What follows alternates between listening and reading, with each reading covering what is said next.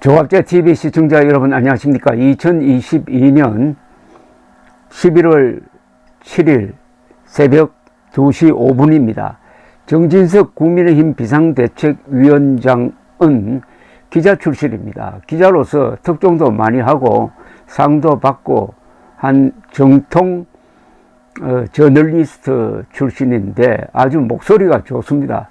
덩치도 크고 무엇보다도 말과 글이 아주 뛰어나는 분입니다. 글을 썼다면 명문이고 말을 했다면 명연설입니다. 최근 국회 대표 연설이라든지 저는 특히 가까이서 이 정진석 위원장이 하는 연설을 들은 적이 있습니다. 최근인데 지난 10월 26일 파주 동화 경목공원에 있는 노태우 전 대통령 묘소 앞에서 일주기 추도식이 있었습니다. 노태우 대통령이 아주 공교롭게도 박정희 대통령과 같은 날에 돌아가셨습니다. 작년 10월 26일 서거하셨는데 거기 일주기 추도식에서 추도사를 했습니다.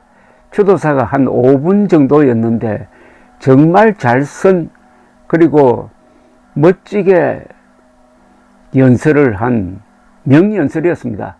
그래서 제가 그 동영상을 찍어서 소개를 했는데 그 중에 한마디가 아직도 기억에 납니다. 노태우 대통령을 험한 세상의 달이라고 했습니다. 험한 세상의 달이, 즉 구리주의 시대에서 민주화 시대로 넘어가는 그 격동기를 험한 세상의 달이, 그 유행가죠. 험한 세상의 달이 역할을 했다. 그게 아주 머리에 남았습니다. 거기 모였던 분들이 흔히 추도사라고 하면은 형식적으로 하는 걸로 알고 있는 분들이 많은데 정말 저 추도사는 성의 있게 섰다라는 평을 받았는데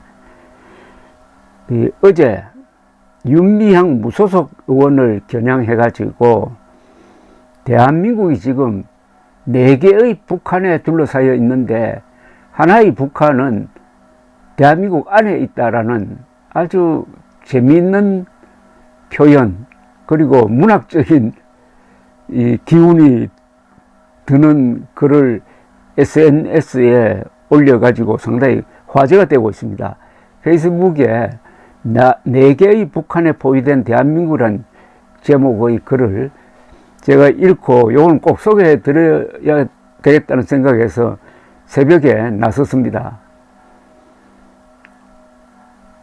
이 글을 쓰도록 만든 윤미향 의원은 지난 2일 한미연합 공중훈련이 한반도 내 군사적 긴장을 고조시킨다면서 이를 중단해야 한다는 취지의 게시글을 올렸다가 스스로 삭제했다고 합니다. 그날은 북한이 분단 이래 처음으로 북방 한계선 이남에 단거리 탄도미사일을 발사하는 등 10시간 동안 총 4차례에 걸쳐 미사일만 25발가량을 쏘았고 이게 돈으로 환산하면 약 7천만 달러를 하늘에 뿌린 날입니다. 그날이 하필 정진석 위원장은 윤미향 의원의 글을 반박하는 형식을 통해서 하나의 좋은 시각을 주고 있습니다. 중국과 러시아는 또 다른 북한이 되었다. 중국 시진핑 국가주석의 일극체제 출범으로 스탈린, 모택동, 김일성의 1인 독재 3두 체제가 다시 등장했다. 푸틴, 시진핑, 김정은 모두 전쟁 불사를 외치는 스트롱맨들이다. 냉전 시대의 북한, 중국, 러시아 삼각동맹이 완전히 복원된 셈이다. 그러면서 윤미향 의원이 올렸던 게시글 일부를 인용하여 바로 그가 4번째 북한이라고 주장했습니다.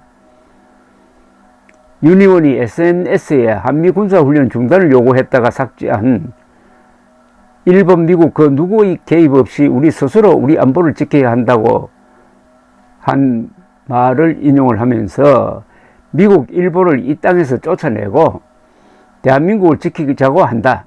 4개의 북한에 포위된 대한민국, 참으로 암담한 현실이라고 비판을 했습니다. 4개의 북한은 북한 편을 드는 중국, 그 다음에 러시아, 그리고 남한에 있는 윤미향 같은 북한 편, 친북 또는 종북주의자들을 아울러서 4개의 북한에 포위된 대한민국이라고 했습니다. 정진석 위원장은 북한에 대한 위기의식을 드러내면서 김일성의 핵도박이 마침내 성공했다. 1993년 3월 NPT 탈퇴를 선언한 지 30년 만이다. 그 아들 김정일은 핵 개발에 몰빵하면서 200만 명의 북한 인민을 굶겨 죽였다. 쌀이든 기름이든 뭔가를 대가로 주면은 김정일이 핵을 포기하겠지. 우리는 그렇게 생각했었다. 어린 반푸너치도 없는 이야기였다. 그 손자 김정은은 트럼프 미국 대통령에게 보낸 비밀 편지에서 핵무장한 북한의 우월감을 이렇게 표현했다 라고 했습니다. 즉 김정은이가 트럼프에게 이런 편지를 썼다는 겁니다. 한국군은 지금이나 미래나 우리의 적수가 될 수 없다. 미사일 성능 향상 실험을 하는 동안 남쪽의 바보들을 약간 놀라게 했고 이는 퍽 재미있었다. 우리의 선제 타격 킬체인 전술에 북한은 이런 논평을 내놓았다. 핵 보유국을 상대로 객기 부리지 말라고 말했다. 라면서 정진석 위원장은 5천만 명의 목숨이 걸린 안보 위협에 우리가 대비는 제대로 하고 있는 것인가? 살 길을 찾기 위해서는 자꾸 되물을 수밖에 없는 질문이다. 밤낮 없이 계속되는 북한의 탄도미사일 도발, 임박한 핵실험 소식에 밀려드는 의구심이라고 지적을 했습니다. 피를 토하는 경문 같습니다. 이 시각은 상당히 참고가 되네요.